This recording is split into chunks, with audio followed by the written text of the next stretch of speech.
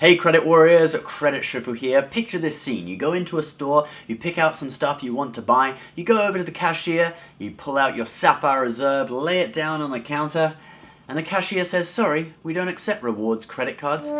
And you scratch your head thinking what to do.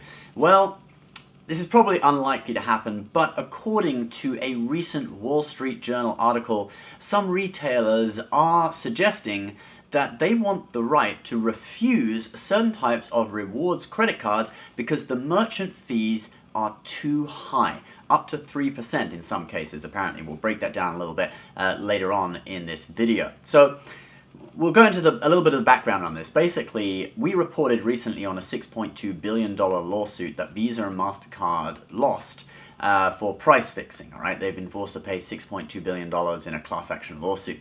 Now, the Wall Street Journal says that it is expected that Amazon, Target, and Home Depot are going to drop out of that lawsuit because they want to pursue a separate case to go after merchant fees, and they want the right to end the policy by Visa and MasterCard, which is called Honor All Cards. The Honor All Cards rule, which means that basically if you accept Visa, you have to accept any Visa card, no matter what it is. And if you accept MasterCard, you have to accept any MasterCard. And this is because certain types of Visa, MasterCard, you have Visa, Visa Signature, Visa Infinite. These cards actually charge different merchant fees based on how premium they are. Apparently, Visa Infinite and Visa Signature can charge over 2.1%, apparently in some cases up to 3%, and the regular Visa cards more down in the 1.2 to 1.7% range, okay, of what they charge. Now, these fees are incredibly complicated. There's a lot that goes into making up the fee. So it's not that like, oh, Chase Sapphire Reserve, it charges, it gives you 3% back on travel and dining. It must be charging 3%.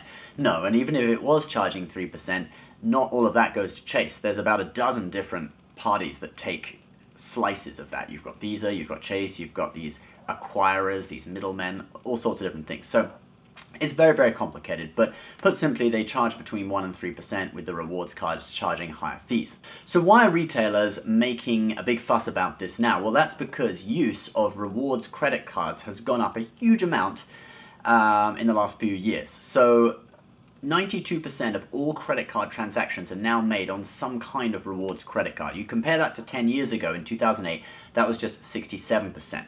So that's an increase. It's about a 50% increase almost. It's a huge increase, and you've had a lot more rewards credit cards coming out in the last few years. Notably, the super successful one has been the Chase Sapphire Reserve, but then you also have the Altitude Reserve from US Bank. The Amex Platinum's been revamped, attracting new members, etc., etc. In 2007, merchants paid $43 billion in credit card swipe fees, and that is an increase of 68% since 2012. So use of these credit cards have gone up, and the amount of money merchants are paying in swipe fees has gone up, so they feel that something has to be done. However, I don't think it's that likely that something will be done about this through the courts, at least. The Wall Street Journal pointed out in their article that recently the Supreme Court ruled in favor of American Express in a similar case. American Express was fighting attempts for retailers to be able to offer discounts for customers using other cheaper cards other than American Express, and actually the Supreme Court sided with American Express and denied that request, so American Express won. And it's quite a similar case to this thing from Visa and MasterCard. Although the courts may not side with them, I think the pressure of a potential court case may facilitate some negotiation between Visa and MasterCard and these merchants. Well, what do I think about all this, okay? So I sell wallets, all right? If you don't know, Credit Shifu wallets, very, very nice. This is the Traveler, our signature product. Anyway, when I sell wallets, I pay 2.7% plus 30 cents on each transaction. So if you look at a $28 wallet like the Traveler, $28, by the way, is a very good price. Others would be at least $35. This is Italian leather. Smells great. Anyway, so I pay 2.7%, which is about 75 cents, and then plus a 30-cent fixed fee. So it takes it up to $1.05. So these are $28 and $1.05. That takes me down to $26.95. We just say $27. So I'm basically paying $1 out of each transaction for this particular product. If it was a more expensive product, I'd be paying a lower actual percentage, because that 30 cents would be a smaller percentage of the overall price.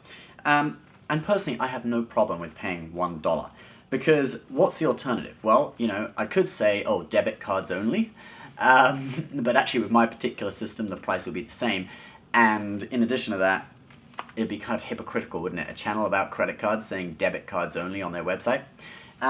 Even if there was some way that I could accept cash for these, I wouldn't want to deal with cash, you know, because that presents its own problems. Having cash in your house, having to take cash to the bank, that adds an extra trip. With me, the cash wouldn't be in, you know, it'd be a few hundred at a time. It wouldn't be the sort of amounts like several thousand where you need security.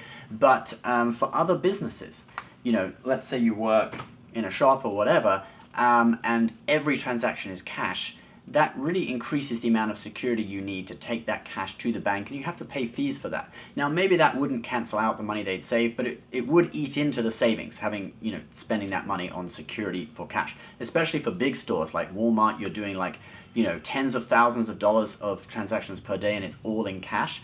You're going to need some serious security, and you'd have a big risk of being robbed. So doing stuff, you know, electronically with credit cards is a lot more secure than with cash. So it's a lot more secure than with cash.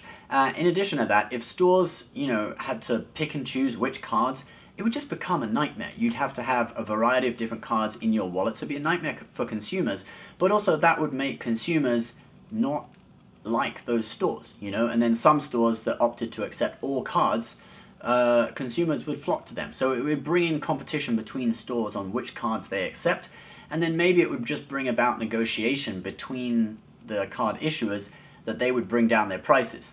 Now that would be good for stores, but that would be bad for consumers, because then there would be less budget, you know, the companies would be making less profit off of these merchant fees, and they would be less budget to provide things like insurance, you know, travel insurance, lounge access, all this kind of stuff that we love, right, on credit cards. Or rewards would go down. Like you'd have situations like you see in countries like the UK where merchant fees are lower, and you know, it's set by the European Union. Merchant fees can't go past a certain level, and thus sign-up bonuses in the UK are terrible. They're like half what they are in the US, and you just can't earn as many points. And all the cards have, well, almost all the cards, a lot of like Amex cards in the UK, they all have foreign transaction fees of 2.99%. I mean, that's ridiculous. You buy a travel credit card, it shouldn't have foreign transaction fees. Crazy. Anyway, so personally, I really hope that they can sort this out outside of court and not have some kind of legal limit on the price of merchant fees, or give credit card companies the right to be able to refuse certain types of cards. You know, if you have a credit card, it should be universally accepted. That's like part of the whole point of a credit card.